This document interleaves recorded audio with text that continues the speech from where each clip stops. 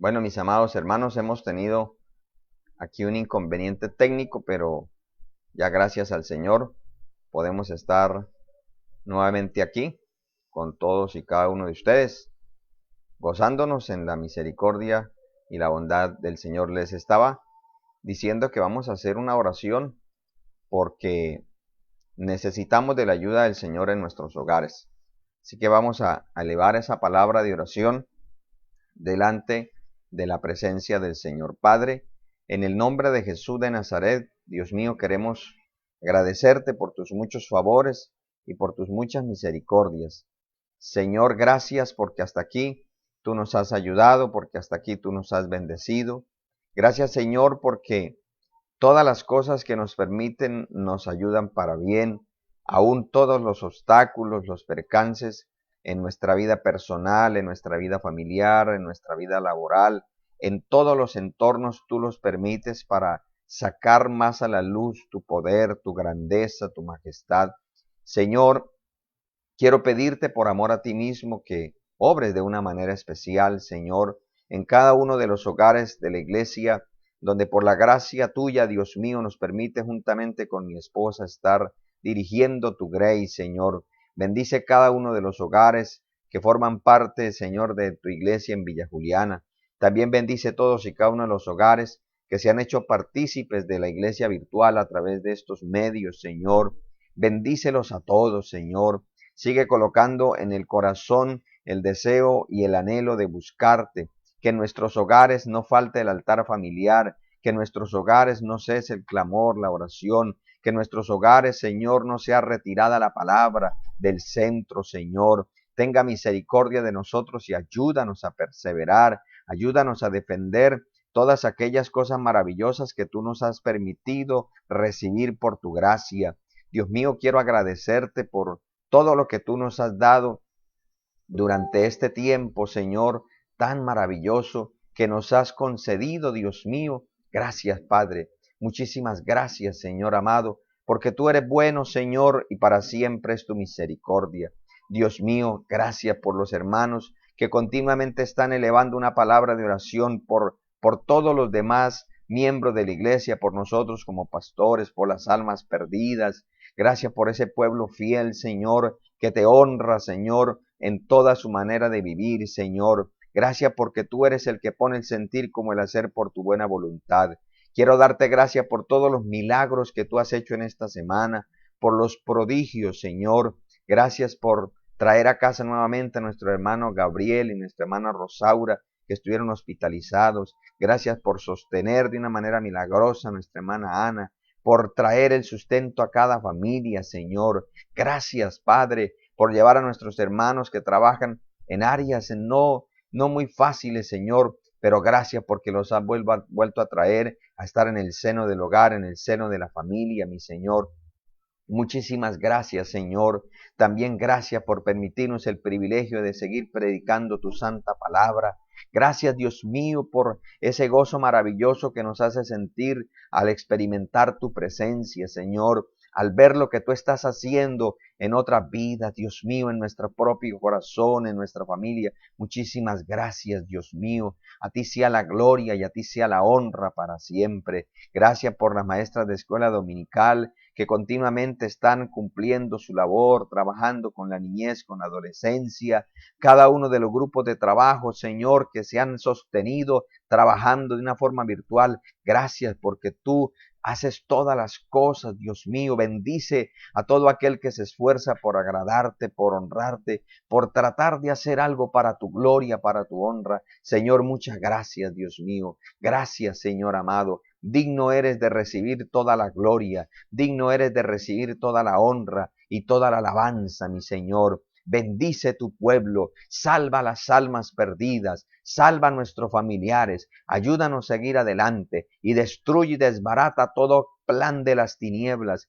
toda obra del infierno que quiera levantarse para detener el avance de tu iglesia, toda estratagema y artimaña del error que se ha usado para tratar de mantener los templos vacíos, Señor. Reprende esa obra maligna y aleja de cada uno de los hogares de tu iglesia todo virus, todo contagio. Tu palabra dice que plaga no tocará nuestra morada. Honra tu santa palabra para la gloria tuya, Señor. Y danos la prudencia, Señor, y la humildad para estar sometido bajo tu mano, Señor, para no provocarte a ira ni tentarte por nuestra insolencia, Señor. Ayúdanos, Dios mío, y sigue extendiendo tu mano de poder para que se hagan sanidades, prodigios, señales, en el glorioso nombre de tu santo Hijo Jesucristo. Dios mío, muchas gracias, Padre, quiero darte. Gracias, Señor del cielo y de la tierra. Gracias, Dios Todopoderoso, porque tú eres digno de toda la alabanza, tú eres digno de toda la adoración, tú eres digno de todo el reconocimiento, Señor.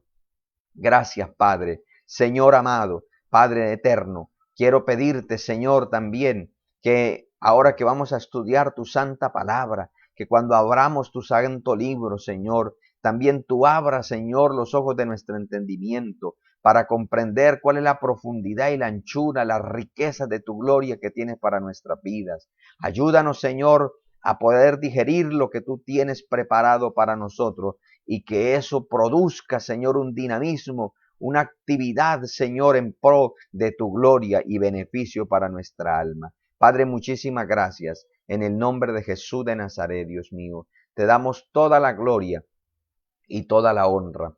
Amén y amén. Gloria al Señor.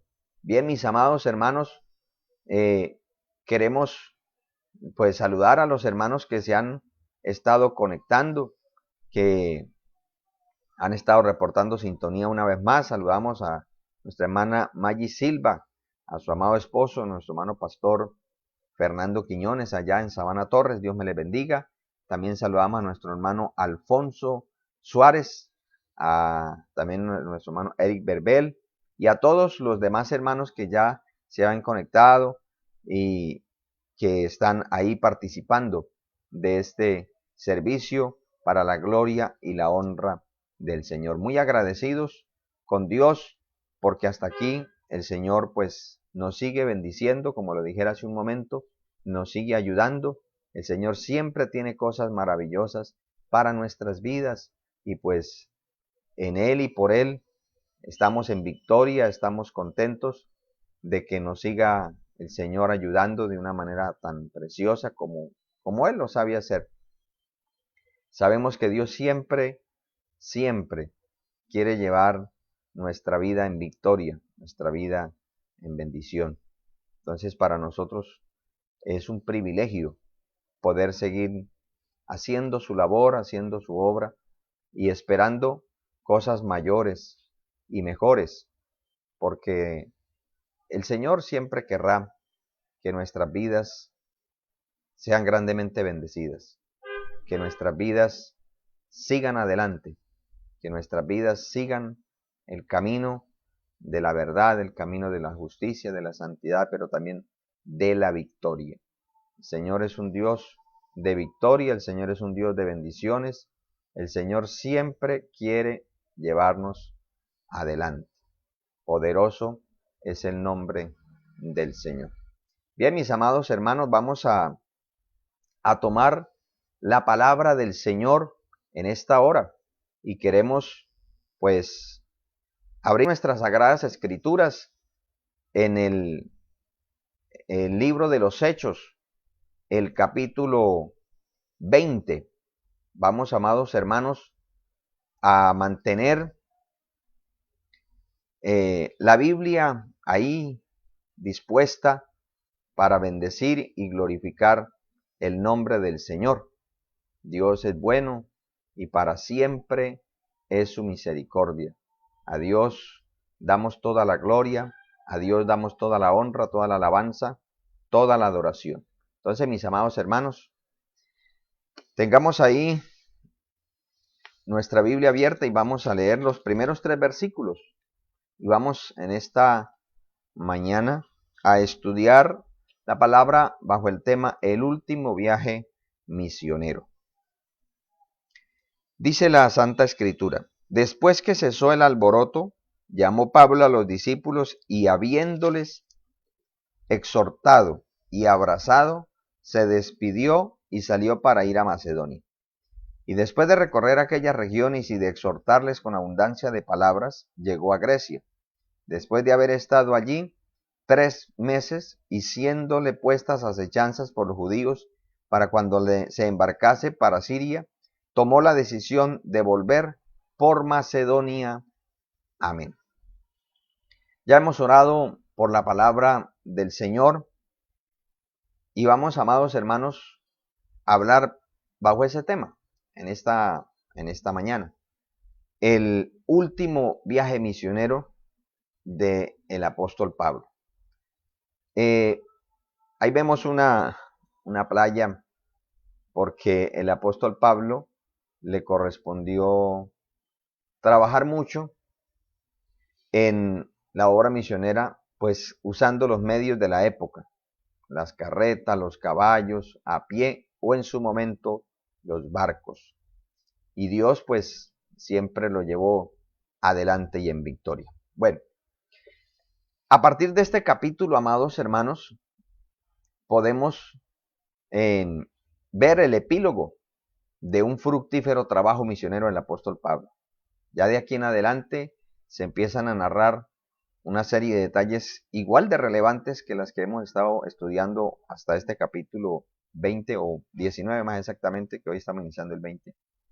Pero aquí se nos mencionan, en especial en estos primeros versículos, se nos menciona una de esas giras que igual fueron maratónicas, pero que su objetivo era el fortalecimiento de las iglesias del sector que le faltaba, que era Macedonia y Acaya. Según el mismo testimonio que él da, al parecer algunos estudiosos dicen que él alcanzó a entrar a Ilírico, que es una parte superior de Macedonia. Y aunque no sean muchos detalles, porque como dijera, fue una recapitulación, fue ese recordarles la palabra del Señor y ver con sus ojos lo que Dios estaba haciendo. Pero algunos estudios dicen que ese trayecto duró alrededor de un año.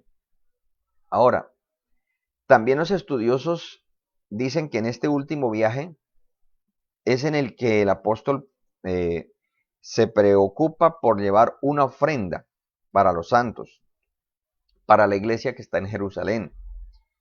Aún en Primera de Corintios capítulo 16, miremos ese texto, y en Romanos también hay alguna referencia, pero miremos este testimonio que deja aquí el apóstol Pablo.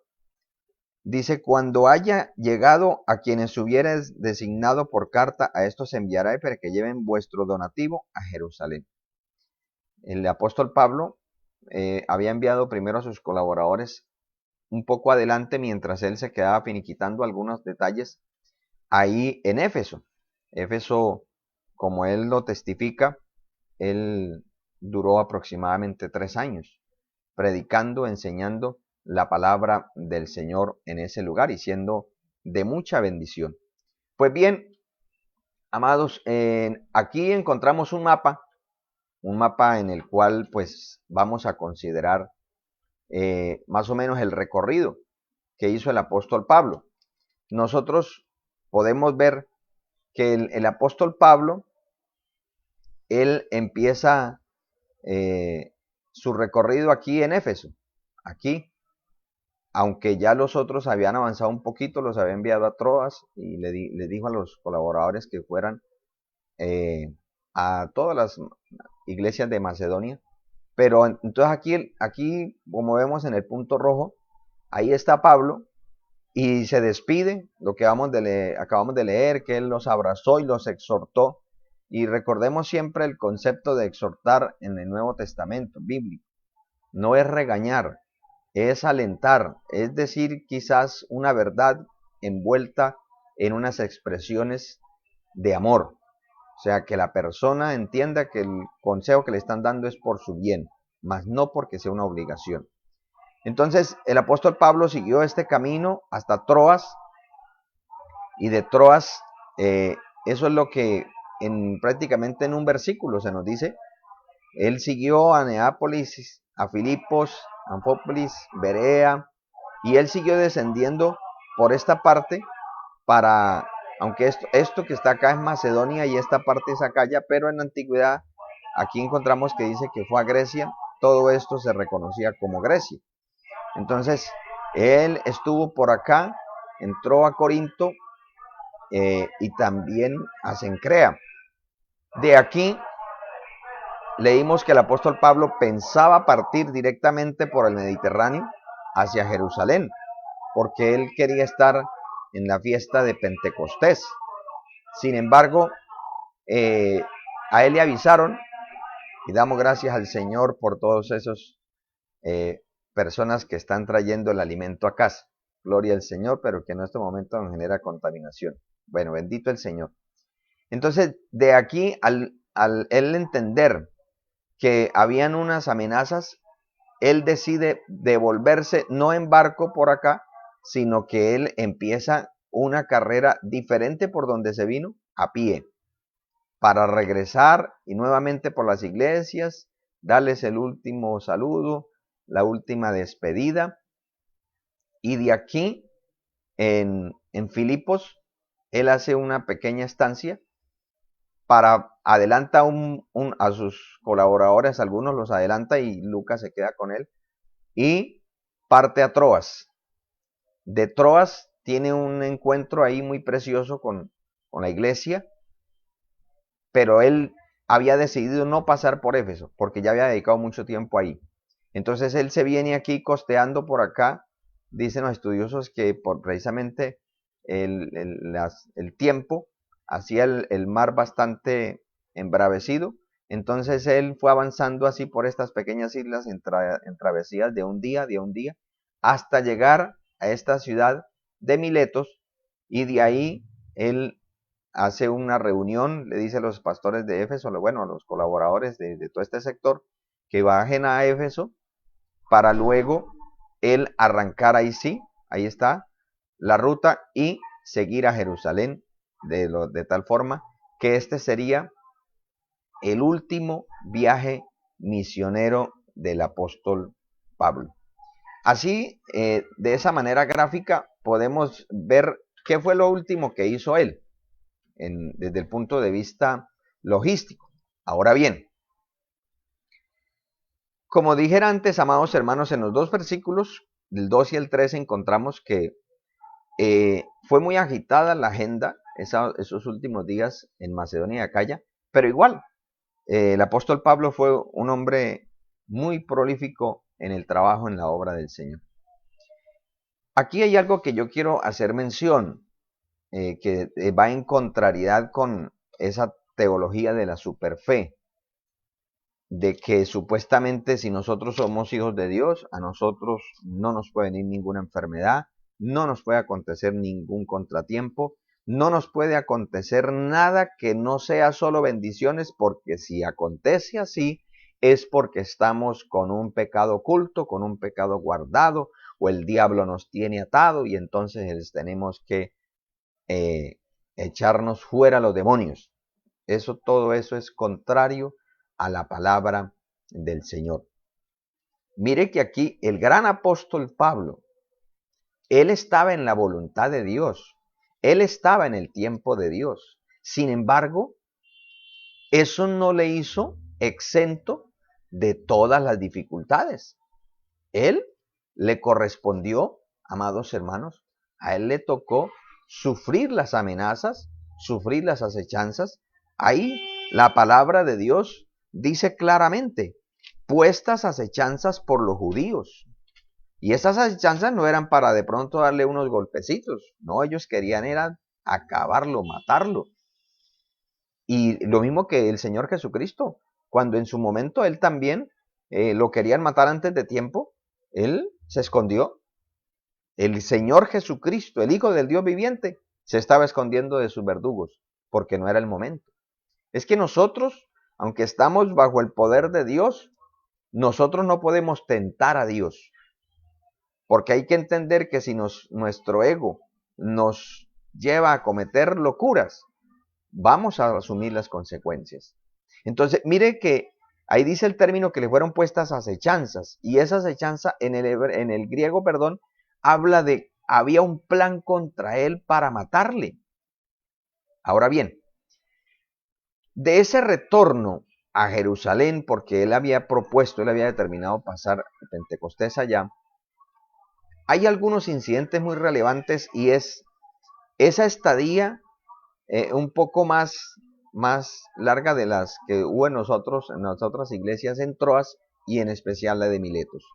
Porque es que ahí acontecieron unas cosas muy preciosas. En esta mañana vamos a estudiar lo que pasó en Troas y un inicio de lo que pasó en Mileto. Porque es que realmente esa reunión que tuvo el apóstol Pablo en Mileto es muy interesante y muy conveniente que nosotros la estudiemos con calma y en especial la aceptemos, la digiramos para nuestro beneficio espiritual. Entonces, la visita en Troas la encontramos del versículo 7 al versículo 12. Y aquí, en esta visita, el apóstol Pablo, pues, él deja entrever algunas enseñanzas muy maravillosas.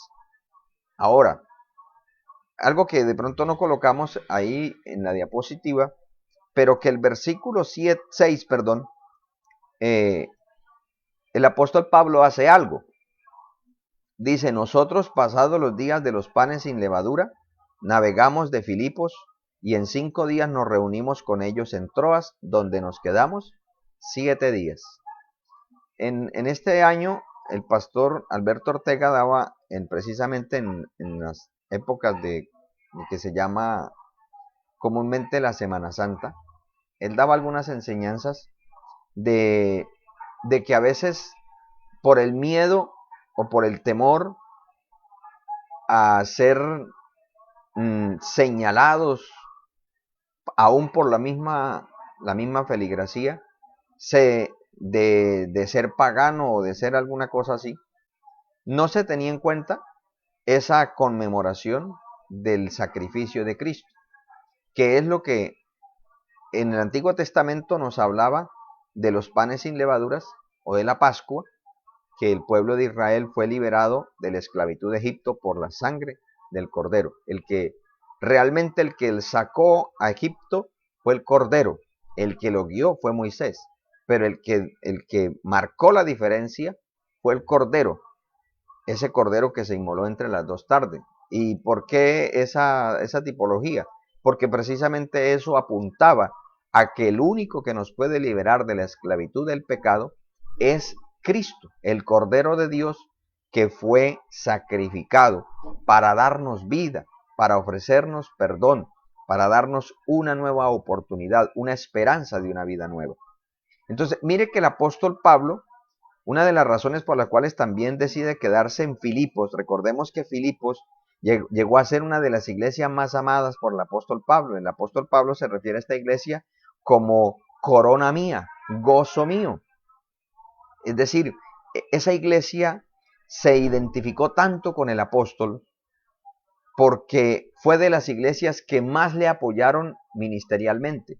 Fueron de las iglesias, por ejemplo, a diferencia de las iglesias de acá y en especial Corinto, que fue una de las iglesias que más canas, si se puede decir, no sabemos, algunos dicen que el apóstol Pablo era más bien escaso de pelo, pero sean canas, sean arrugas, pero le sacaron muchas evidencias de dolores de cabeza. Pues no estudia las cartas a los corintios y son cartas donde se nota que habían muchísimas dificultades en esa iglesia. Y dentro de esas cosas es que poco apoyaron su ministerio. Querían que el apóstol Pablo estuviera visitándolos a todos en sus casas, predicando, que hiciera milagros, que ganara almas, pero ellos no querían invertir en ese ministerio. Y claro, como el apóstol Pablo precisamente tenía ese ministerio de apóstol, él no se quedaba en una sola parte, pues siempre Dios usará a la gente generosa para apoyar el ministerio que él ha levantado para que se lleve adelante. Y Filipos fue esa iglesia que siempre se preocupó por la manutención del apóstol Pablo, siempre estaba intercediendo, siempre estaba procurando dándole aliento. Y por eso cuando él viene de regreso, él decide celebrar esta conmemoración de los panes sin levadura podemos decir que con dos énfasis. Número uno, dar esa transición que ahora la verdadera Pascua era Cristo. Y número dos, pues acompañar a esos hermanos, esa amalgama que había, esos hermanos que venían del judaísmo, que les costaba deshacerse de muchos rituales, y también enseñarle a la iglesia gentil la importancia de tener en nuestra memoria y en nuestro corazón ese hecho tan maravilloso que fue la muerte de Cristo. Maravilloso para nosotros, porque por él somos limpios de pecado, pero no maravilloso para el Señor, porque, pues, imagínense, le tocó la vida dejarse aguijonear por la muerte. Todo por salvarnos a nosotros. El Señor es digno de toda la gloria. Y por eso es que Pablo escribe a los Corintios, en la segunda carta, que así como uno murió por todos, entonces dice, ahora los que viven ya no deben vivir para sí, sino para aquel que murió y resucitó por ellos. Esa es la razón por la cual nosotros, todo aquel que invoque el nombre del Señor, todo aquel que se identifique como cristiano, nosotros debemos, amados hermanos, entender que Cristo lo dio todo por nosotros. Él solamente nos pide obediencia, porque Él no nos está pidiendo que demos la vida por Él, porque Él ya la dio. Aunque hay algunos que les corresponde ser mártires, pero no es la ley.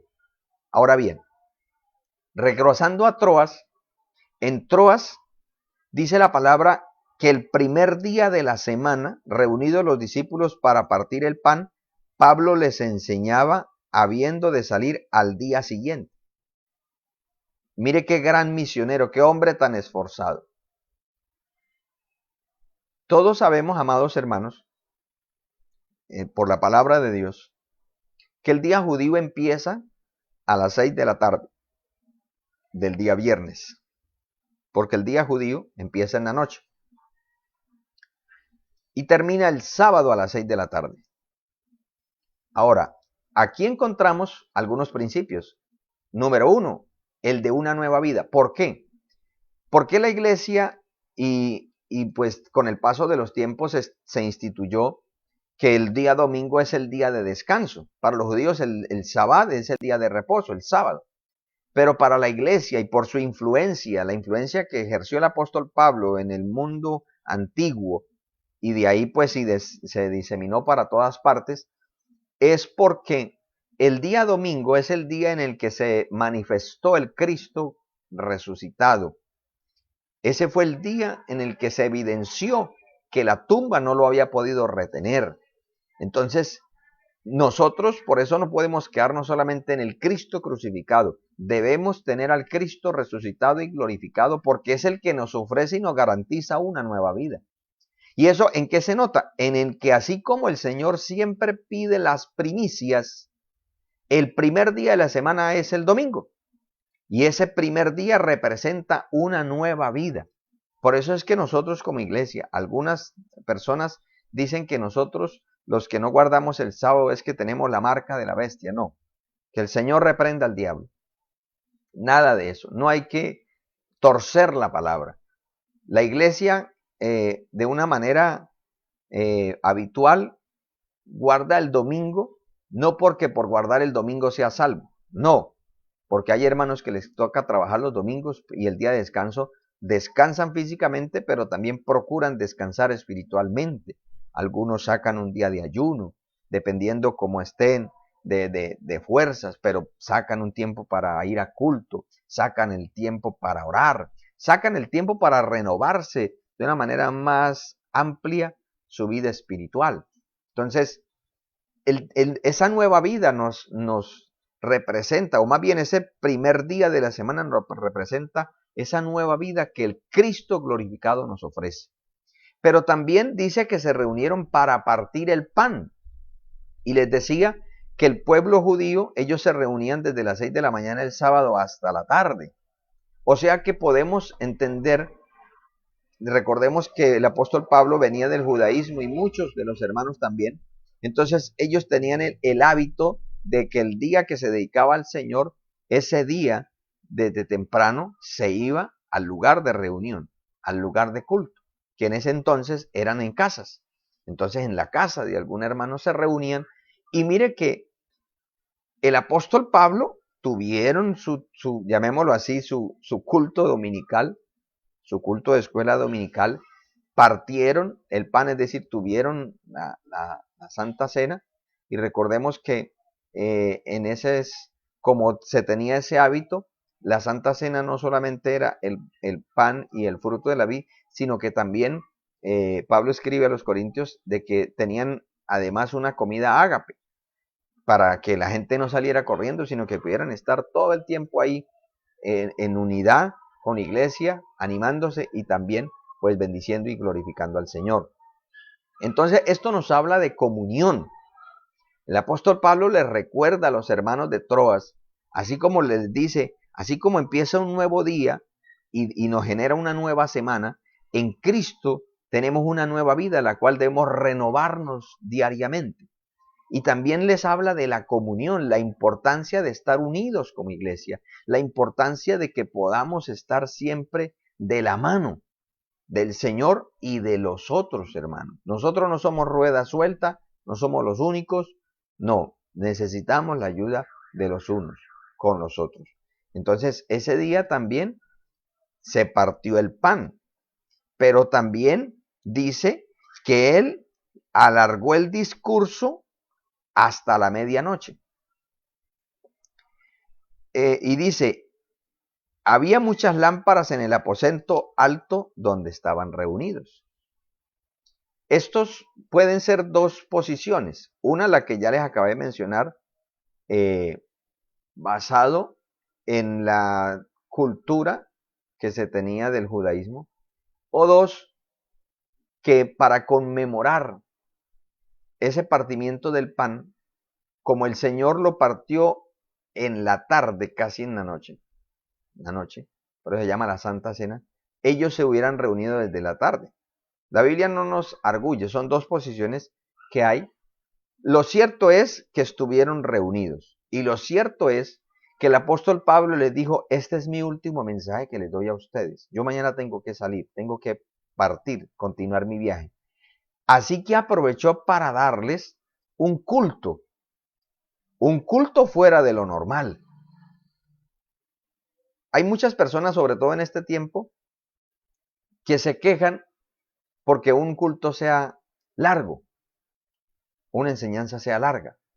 Pero para ellos, una enseñanza es larga cuando es de 1 hora, de 45 minutos. Ya para ellos es demasiado largo. O sea, dedicarle 45 minutos atendiendo una enseñanza, eso es mucho. Pero cuando se piensa en las hobbies o en las cosas que les gusta, pueden pasar horas y días enteros y no les parece largo. Entonces, aquí hay algunas cositas que aclarar. Está bien que no corresponde ni conviene que en los cultos normales las enseñanzas sean o los cultos sean extremadamente largos por el mismo tiempo que estamos viviendo. Y estamos hablando de 3, 4 horas, por ejemplo, un culto entre semana. Pero tampoco quiere decir que seamos, hermanos, como el minuto de Dios. En las cárceles, por ejemplo, aquí en la cárcel de Cúcuta, en la mayoría de las torres y patios, le permiten, el comité que está encargado de cada patio le permite a un hermano que tenga testimonio dirigirse a todo el patio y ellos se encargan del orden. Y lo llaman el minuto de Dios. Y después de lo que aconteció en esos disturbios antes de la cuarentena, pues prácticamente en todos los patios se le permitía a los creyentes que hubiera de testimonio que dieran un minuto, le llaman un minuto de Dios. Y un minuto de Dios es que el creyente se pare y le hable a toda la comunidad, le haga una oración por ellos y les traiga un consejo de la palabra. Es decir, ese minuto de Dios en algunos casos puede ser 5 o 10 minutos, excesivamente 15 minutos. Pero porque es para todos. Pero nosotros debemos cuidarnos de no caer a los extremos.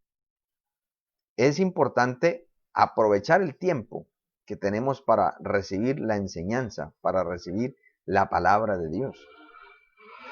Hay momentos, por ejemplo, cuando se va a visitar una iglesia rural donde por la distancia entre los hermanos y para congregarse, en muchas ocasiones en las iglesias rurales solamente se hace un culto a la semana en el templo y es el día domingo. O en su defecto también utilizan mucho las vigilias. ¿Por qué?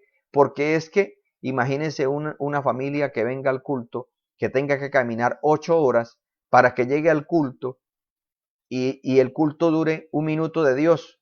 No, que es que porque están ustedes muy cansados, entonces vamos a tener misericordia. Vamos a cantar un corito y una oracioncita y un consejito y váyanse. No, los hermanos no se van a sentir agradados porque van a decir, hemos tenido un esfuerzo de 8 horas de venida y 8 horas de ida para venir a recibir un consejo, una alabanza toda desteñida por ahí de 15 segundos y un consejo de 15 minutos. No, no, no, no.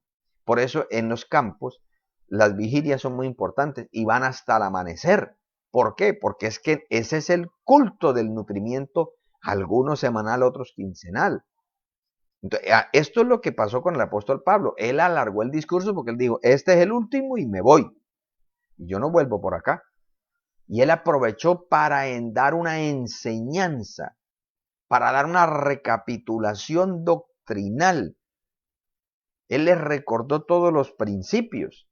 Pero resulta, amados hermanos, que el apóstol Pablo pues dice que ahí disertando largamente. Amén, largamente. ¿Por qué? Porque el apóstol Pablo, repito, quería enseñar, porque eso es lo que significa disertar, enseñar por completo. O sea, quería dejarles muy claro y muy fresco los principios, la doctrina de la palabra del Señor. Ahora, ¿qué hubo también en ese culto de despedida? Hubo poder. Pablo les recordó el poder, porque resulta que un joven llamado Eutico se quedó dormido. En ese entonces las ventanas eran simplemente espacios en las paredes. Y él, pues, como dice la palabra, que había muchas lámparas en el aposento donde estaban reunidos, pues él buscó la parte más oscurita. En ese entonces no había alumbrado eléctrico público.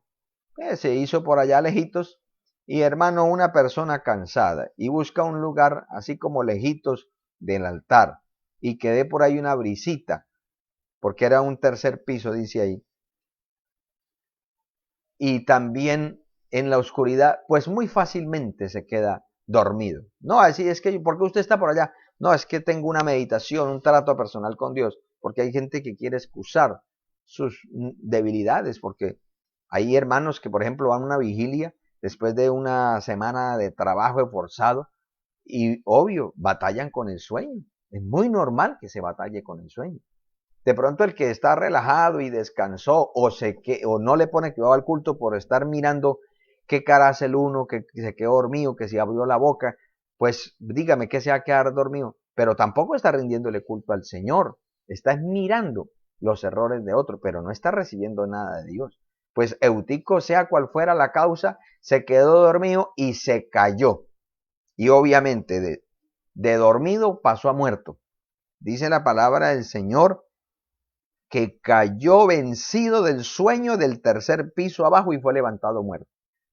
Hermano, en esa vigilia, porque ya era una vigilia, era un culto largo y se extendió, en esa vigilia el que estuviera medio dormido, el que estuviera batallando con el sueño, cuando sintieron los gritos, primero el totazo y luego los gritos, ¡ay, Eutico! Pues hermanos, eso se formó la algarabía. Y bajó el apóstol Pablo y les dice, tranquilos, no se preocupen. Él no está muerto, él está vivo.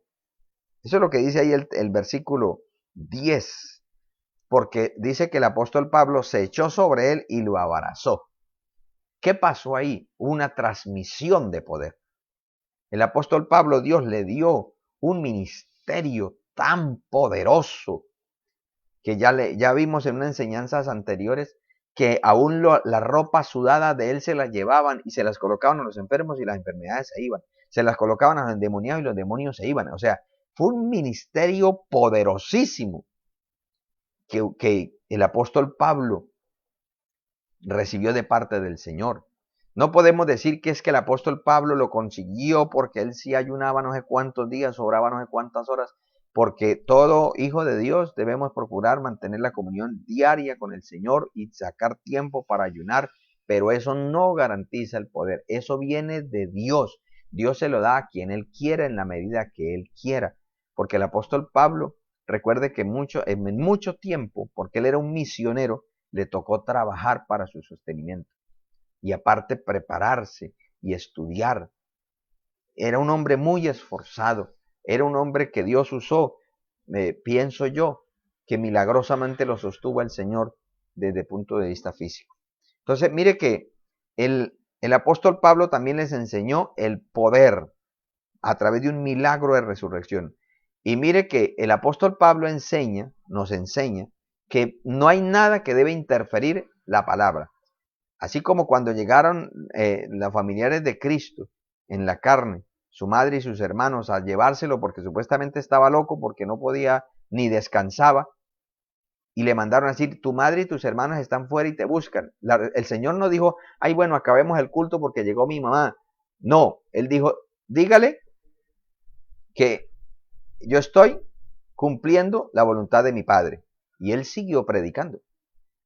Él no detuvo la predicación, porque ese era el trabajo que el Padre le había enviado. El apóstol Pablo sabía que era el último mensaje. Dios resucitó y listo, ya resucitó, ya, sin más algarabía y al culto. Y dice la palabra que le dieron de comer al muchacho y siguió hablando hasta el alba. O sea que predicó toda una noche y después se fue en su viaje misionero. Qué hombre tan esforzado. Dice el versículo 12, y llevaron al joven vivo y fueron grandemente consolados. Eso es otro que el apóstol Pablo les enseñó, el gozo. Que a pesar de cualquier circunstancia difícil, esperemos que Dios tiene los recursos suficientes para darnos la victoria y que siempre en Cristo hay gozo, hay victoria, hay triunfo, amados hermanos. Ahora, vamos a mirar, les dije que no vamos a mirar todo lo de Mileto, porque vamos a considerar algunas cositas y la próxima enseñanza vamos a desglosarla más profundamente. Entonces, Mileto es una ciudad llamada la cuna de la filosofía griega. Aunque Mileto está en la parte del Asia, en la antigüedad se consideraba que la Grecia, o la llaman la Grecia jónica, incluía prácticamente la tercera parte de la península de Anatolia, de lo que ahorita es Turquía y de lo que en los tiempos del apóstol Pablo se reconocía como Asia. Ahora, es precisamente en esta ciudad tan reconocida porque llegó a ser, debido a ser la cuna de la filosofía, llegó a ser la ciudad más importante de Grecia en su momento. Y es precisamente en esta ciudad donde el apóstol Pablo dio una de las exhortaciones pastorales más completas. Muy profundo y muy claro. Y repito lo que dije anteriormente, cuando hablamos de exhortación no estamos refiriendo al regaño, sino a un llamado de atención envuelto en un amor y en un carisma que desea el bien del oyente. Bueno, este pasaje que va desde el versículo 18 hasta el 38, aunque ahí hay unos versículos del versículo 13 hasta el versículo 16, donde nos narra cómo el apóstol Pablo, eso lo miramos en el mapa, fue avanzando de una ciudad, bueno, de una pequeña ciudad a otra hasta llegar a Mileto. Entonces, aquí encontramos tres aspectos de este discurso maravilloso. Número 1, una exhortación por el ejemplo. Número 2, una exhortación por el llamamiento. Y número 3, una exhortación por la fidelidad al ministerio. Eso es lo que el apóstol Pablo les enseña aquí. Vamos a mirar solamente la primera, la exhortación por el ejemplo, que la encontramos del versículo 18 hasta el versículo 21. Entonces, dice la palabra del Señor. Cuando vinieron a él les dijo, vosotros sabéis cómo me he comportado entre vosotros todo el tiempo desde el primer día que entré en Asia, sirviendo al Señor con toda humildad y con muchas lágrimas y pruebas que me han venido por las acechanzas de los judíos. Y como nada que fuese útil, he rehuido de anunciaros y enseñaros públicamente y por las casas, testificando a judíos y a gentiles acerca del arrepentimiento para con Dios y de la fe en nuestro Señor Jesucristo. Aquí encontramos una exhortación, por el ejemplo. El apóstol Pablo manda llamar a los ancianos de Éfeso y de sus áreas circunvecinas, y ellos descienden a Mileto. Y aprovecha para hacer, hermano, una reunión ministerial, una reunión pastoral, como se hace, hermanos, esas reuniones de presbíteros, o esas reuniones, esas convenciones pastorales que hoy tenemos, y que Dios nos da una palabra muy al punto. El apóstol Pablo, para hablar de la exhortación por el ejemplo, él les dice, ustedes saben cómo me he comportado desde el primer día que entré en Asia. Es decir, el apóstol Pablo los confronta por su propia vivencia. El apóstol Pablo no va a darles un consejo o una exhortación basado quizás en otra persona. No, él le dice, ustedes saben cómo yo me he comportado. Y mire que el apóstol Pablo, ahí el apóstol Pedro en primera de Pedro, el capítulo 13, el versículo 16, da una expresión muy preciosa, dice, teniendo buena conciencia, para que en lo que murmuran de vosotros como de malhechores, sean avergonzados los que calumnien vuestra buena conducta en Cristo. El hecho de que una persona tenga buena conducta no quiere decir que no vayan a hablar mal de él. Pero lo importante es que sean mentiras. Como dijo el Señor, mentiras. Ahora, el término comportarse dice, hacer que sea, llegar a ser, constituir, efectuar. Y entonces, el apóstol Pablo les recuerda la importancia de un buen ejemplo a la hora de servir a Dios. El ejemplo es quizás la mayor motivación para desarrollar un proyecto en la obra del Señor. Ahora, ¿cuál es ese servicio ejemplar que el apóstol Pablo vivió y que ahora les recuerda? Porque ellos lo vieron, ellos lo experimentaron, pero como nosotros somos dados así como a olvidar las cosas, entonces el apóstol Pablo dice, hey, hoy traigo a la memoria lo que ustedes me vieron, yo estuve mucho tiempo con ustedes. Entonces, el apóstol Pablo, lo primero, amado hermano, lo primero que presenta es la humildad. Porque si hay algo que degrada, si hay algo que resta mucho en una persona que sirve a Dios, y aunque esto se estaba dirigiendo en especial al liderazgo, traigámoslo a la cosmovisión nuestra de este tiempo, a los pastores y líderes, hay personas que sirven a Dios sin necesidad de un cargo. Así que todo el que sirve a Dios, esto es un consejo para nosotros.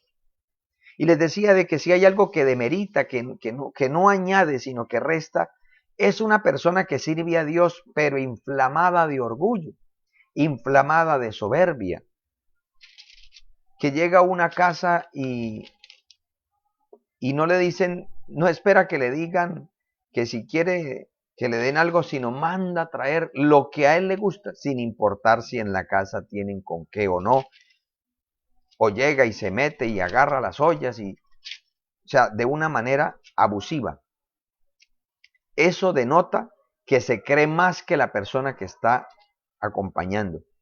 Y el apóstol Pablo le escribe precisamente a los filipenses y les dice, nada hagáis por contienda o por vanagloria, antes bien, con humildad, estimando cada uno a los demás como superiores a él mismo. Hermano, sabe que cuando nosotros vamos a hacer la obra de Dios, llegamos a un hogar que no conoce al Señor. Hermano, nosotros no podemos casi que agarrarlo a las malas, como hizo la iglesia tradicional en su momento cuando llegaron allá en los viajes de Cristóbal Colón, que implantaron entre comillas el evangelio y con una mano tenían la cruz y con la otra la espada, y le decían a los indígenas que o cree en este o le doy este. No, ¿cómo se le ocurre así? Nosotros tampoco podemos llegar en este tiempo, aunque es verdad que la persona que no tiene a Cristo le espera el infierno. Eso es verdad. Que el impío, si no se arrepiente, le espera el infierno. Eso es verdad. Pero que no sea el infierno el gancho para amedrentar las personas, sino que sea el amor de Dios. Que Cristo no vino a nosotros por obligación o por miedo, sino por amor. Porque cuando una persona entra en los caminos del Señor por miedo, cuando le pierda ese miedo, se va a ir rápidamente. Pero cuando una persona conoce a Cristo por su amor, él siempre sabrá que Cristo le ama. ¿Y sabe cuándo se va a apartar? Jamás. Porque nadie nos va a amar como el Señor nos ama. Entonces, mis amados hermanos, lo primero que el apóstol Pablo le recuerda y le dice, con toda humildad, con esa, ¿qué significa humildad? Mirábamos el pasado viernes, esa depresión de mente. Y no, depresión de mente no es que uno ande deprimido, de que pensando, de que, ay, no, yo soy la hoja seca, la cucaracha. No, no, no, no. Es que no permitamos que lo que Dios nos ha dado, no lo creamos como nosotros. Recordemos que es del Señor.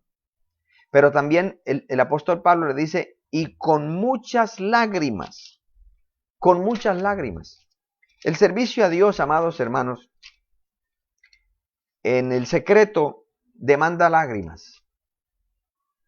Cuando una persona empieza a desanimarse, cuando una persona ha sido un gran instrumento en la iglesia, que fue un líder, que fue una persona de testimonio, de motivación, y empieza, en primer lugar, porque eso es un camino descendente y decadente, en primer lugar empieza a perderle afecto por la palabra.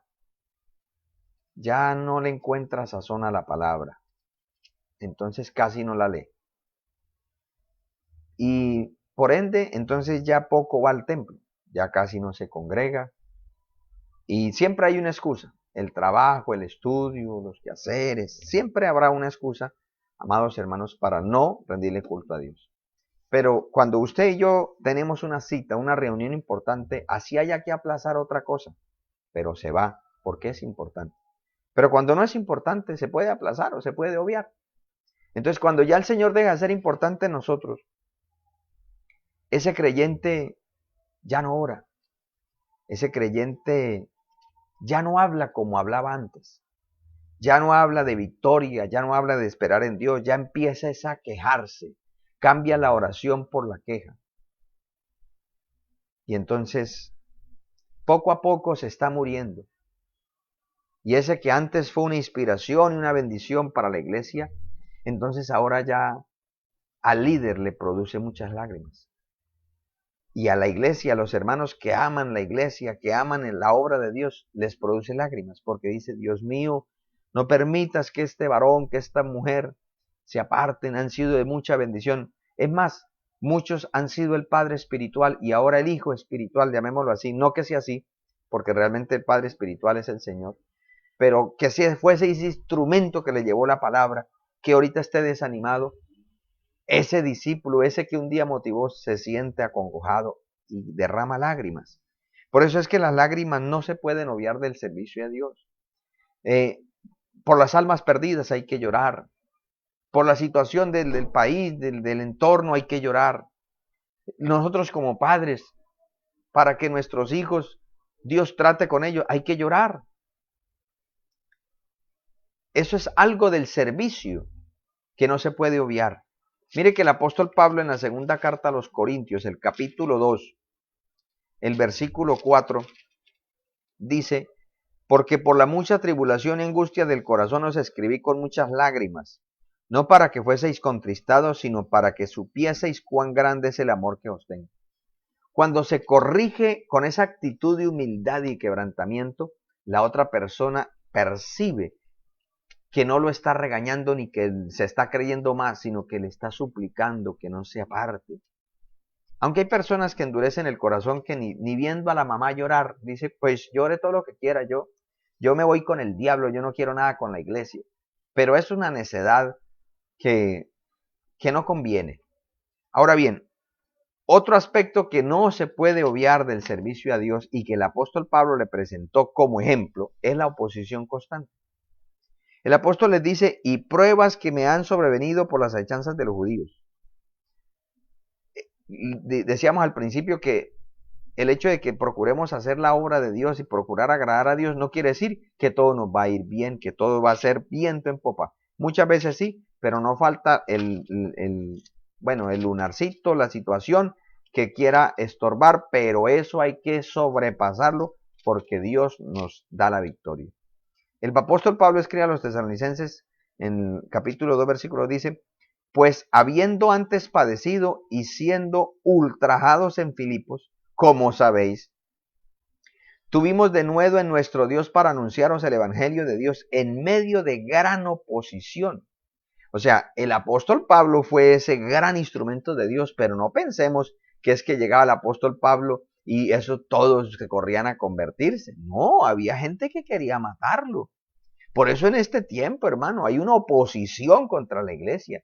Y obvio que no vamos a ser imprudentes de ir en contra de las normas, pero en el corazón debemos tener esa convicción que el Señor reprenda al diablo. No nos pueden embosar, no nos pueden maniatar. No, la palabra de Dios no está presa. Nuestra oración no está preso, nuestra actitud hacia Dios no está presa. Hay que avanzar, amados hermanos. La oposición siempre la va a haber, pero también de parte de nosotros debe haber la resistencia en Cristo, porque en Cristo somos más que vencedores.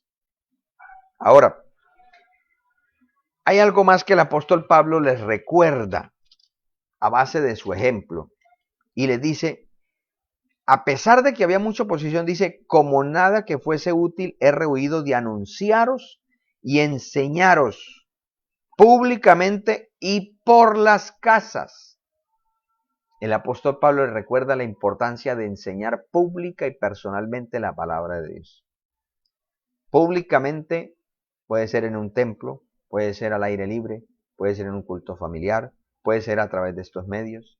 Y personalmente, cuando se le da consejo, cuando se le muestra por la palabra, cuando se está dialogando, porque muchas veces pensamos que la única manera de enseñar es que tiene que haber, hermano, ese entorno. No, usted cuando está hablando, usted debe de enseñar, porque nuestro hablar debe ser Cristo. Nuestra respuesta debe ser conforme a la palabra. Ahí usted está enseñando. Y el otro aspecto importante que el apóstol Pablo nos deja como ejemplo es la solidez doctrinal que debe haber en aquel que sirve a Dios. Porque si no hay solidez doctrinal, así tenga ganas de evangelizar, así tenga ganas de predicar, así tenga mucha unción, pero si no tiene doctrina, es un peligro andante, es una bomba de tiempo. ¿Por qué? Porque va a tratar de decir que lo que le viene a la cabeza es revelación de Dios, que lo que le parece a él es revelación de Dios, y resulta que no puede ser así. Es la palabra, es la doctrina lo que se tiene que enseñar. Entonces, mire que él les dice, testificando a judíos y a gentiles acerca del arrepentimiento para con Dios. Eso es importante. La moral es muy importante enseñarla, pero no se puede obviar la salvación, que es lo más importante de la predicación del evangelio. Y dice ahí, y de la fe en nuestro Señor Jesucristo. No hay otro camino, hermanos. Hay que enseñar eso claramente. No hay otro camino de salvación sino la fe en Jesucristo, el Hijo del Dios viviente. No hay otra manera. Es Cristo el único Salvador. Mire, al respecto de la importancia de la doctrina por encima de cualquier otra cosa, el apóstol Pablo escribe a los Corintios en el capítulo 1 de Corintios capítulo 14, versículo 20 en adelante dice, hermanos, no seáis niños en el modo de pensar, sino sed niños en la malicia, pero maduros en el modo de pensar. En la ley está escrito, en otras lenguas y con otros labios hablaré a este pueblo, y ni aun así me oirán, dice el Señor. Así que las lenguas son por señal no a los creyentes, sino a los incrédulos. Pero la profecía no a los incrédulos, sino a los creyentes. Porque aunque pareciese que no fuese así, aún en la iglesia hay incrédulos. Dice, sí, pues toda la iglesia se reúne en un lugar y todos hablan en lenguas y entran indoctos e incrédulos, ¿no dirán que estáis locos? Pero si todos profetizan y entra algún incrédulo indocto, por todos es convencido, por todos es juzgado. Lo oculto de su corazón se hace manifiesto, y así postrándose sobre el rostro adorará a Dios, declarando que verdaderamente Dios está entre vosotros. ¿Qué hay pues, hermanos? Cuando os reunís, cada uno de vosotros tiene salvo. Mire, hermano, cuando nosotros vamos al culto, cada miembro bautizado y en plena comunión debe ir preparado para ser parte del culto público a Dios. Así no se le diga nada. Los líderes deben tener un as bajo la manga, un mensaje que le ha pedido al Señor y lo detenga ahí porque no sabe en qué momento le tocó predicarlo. Mire lo que dice el apóstol.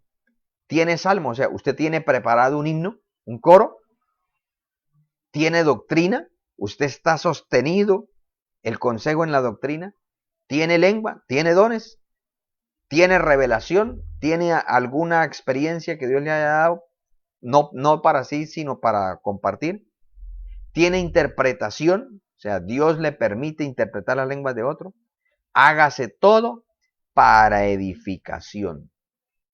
Mire, el apóstol Pablo está diciendo acá, no está diciendo acá que no se hable en lenguas.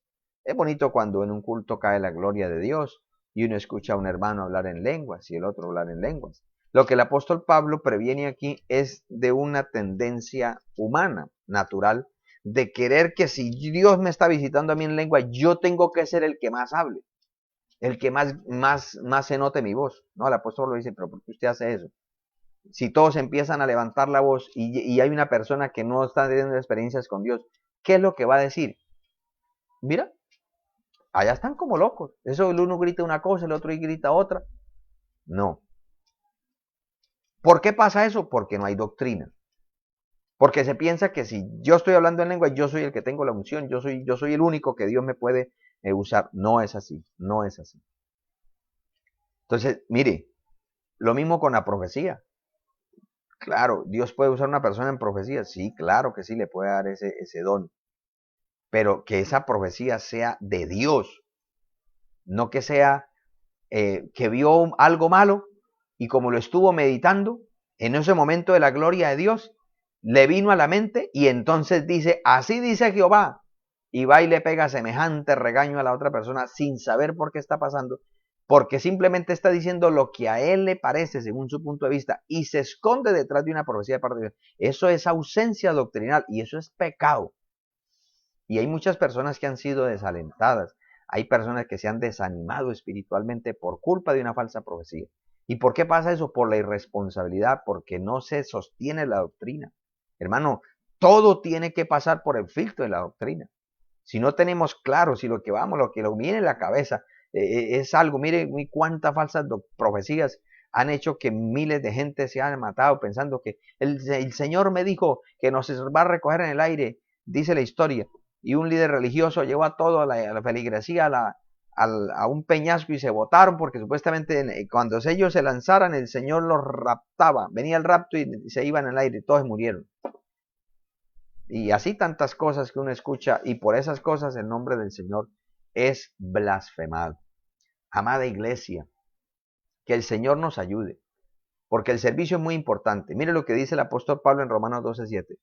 Si Dios nos da a nosotros el don del servicio, sirvamos. El que enseña en la enseñanza. En cada cosa podamos nosotros servir. Pero es importante que nosotros tengamos en cuenta todas estas situaciones, amados hermanos. Que el Señor nos ayude, que el Señor tenga bien el consolarnos, el darnos su victoria, el llevarnos siempre adelante. Mis amados, vamos a hacer una oración. Vamos a pedirle al Señor que nos ayude, que podamos amados hermanos, ser de bendición y ser de ejemplo para otros. Vamos a orar y yo quiero incluir las peticiones de todos los hermanos. Padre Celestial, en el nombre de Jesucristo de Nazaret, Dios mío, quiero agradecerte por tus muchos favores y misericordias. Gracias, Señor, por este culto que tú nos has permitido, esta enseñanza, compartir. Te pido, mi Señor, que la podamos poner por práctica. Ayúdanos, Señor, a recibir de ti la humildad, el quebrantamiento, la solidez doctrinal, Señor. Ayúdanos, Señor amado, por favor, a tener esa firmeza, a no dejarnos, Señor, arrastrar por las oposiciones, Dios mío. Tenga misericordia de nosotros, tenga piedad de nosotros, danos ese dinamismo para llevar tu palabra por los medios que se puedan. Muchas veces nos acostumbramos que si no es evangelismo masivo, no podemos evangelizar. Ayúdanos a entender que todos podemos ganar almas, Señor. Dios mío, ayúdanos a comprender que cada momento puede ser una oportunidad para ganar almas, que no necesariamente tiene que ser un trabajo mancomunado. Todos individualmente lo podemos hacer y es más efectivo, Señor. Ayúdanos, Señor, a valorar las cosas que tú nos has dado. También te pido, mi Señor, por todos y cada uno de mis hermanos, los que se han conectado, los que tienen una petición en su corazón. Dios mío, te pido que conforme a tus riquezas en gloria, tú te glorifiques, tú bendigas, tú respondas para la gloria y la honra de tu nombre, Señor. Bendice tu pueblo, bendícenos a todos en el nombre de Jesucristo de Nazaret. Amén y amén. Gloria al nombre del Señor. Mis amados hermanos, bueno, vamos a saludar a los hermanos que de pronto no alcanzamos a saludar al iniciar el culto, recordándoles, amados hermanos, que hoy tenemos nuestro gran culto misionero. Hoy tenemos culto misionero dirigido por las damas de la iglesia. Entonces, con la ayuda del Señor, vamos a tener un precioso culto en esta tarde. La transmisión empezará a partir de las 5:30 de la tarde. Les esperamos a todos. Saludamos, amados hermanos, a nuestra hermana Liliana Estrada, a nuestro hermano Oscar Bonilla, nuestra hermana Sandra Cero, Mildred Ortiz, nuestra hermana Yolimar Rincón. Dios les bendiga. Arlendis Contreras a la distancia, mi amado hermano, Dios me le bendiga. Richard Bonilla, que ya habíamos saludado. A nuestro hermano Ricardo también, Dios le bendiga. A todos, Dios me le bendiga por haber estado conectados en esta transmisión. Que el Señor nos ayude a seguir adelante, que el Señor nos permita el privilegio de ver la obra de Dios crecer. Que antes de que suene la final trompeta, bueno, no sabemos, si el Señor viene esta noche, pues nos fuimos ya y no alcanzamos ni siquiera a ir al culto. Y vamos a celebrar ese culto glorioso allá en el cielo, con todos los redimidos, los que hemos sido lavados por la sangre, rescatados del mundo pecador. Pero si el Señor se tarda, amados hermanos, que en todos haya el anhelo de construirle un templo amplio para que el Señor salve muchas almas, que el Señor quite ese estorbo que tenemos ahí, ese problema jurídico ahí del terreno, que el Señor se glorifique, Él haga lo que tenga que hacer y nos prospere para levantarle casa al Señor y nos dé esa llenura del Espíritu Santo, esa pasión por las almas, para predicarle a toda criatura, que las almas sean salvas, a predicarle a los borrachos, a los viciosos, a los ladrones, a los que sea, al intelectual, al doctor, al que sea. Toda persona que viva tiene un alma y necesita ser salva. ¿Y quiénes somos los encargados? Nosotros. Los que tienen estos medios, sigámoslos usando para difundir el Evangelio y creamos que el Señor terminará su preciosa obra. Así que, mis amados, un feliz, almuerzo para todos ahí en familia, que el Señor les bendiga grandemente y en las horas de la tarde, recordemos, nos veremos para disfrutar del precioso culto misionero. Dios me les bendiga a todos, un feliz día.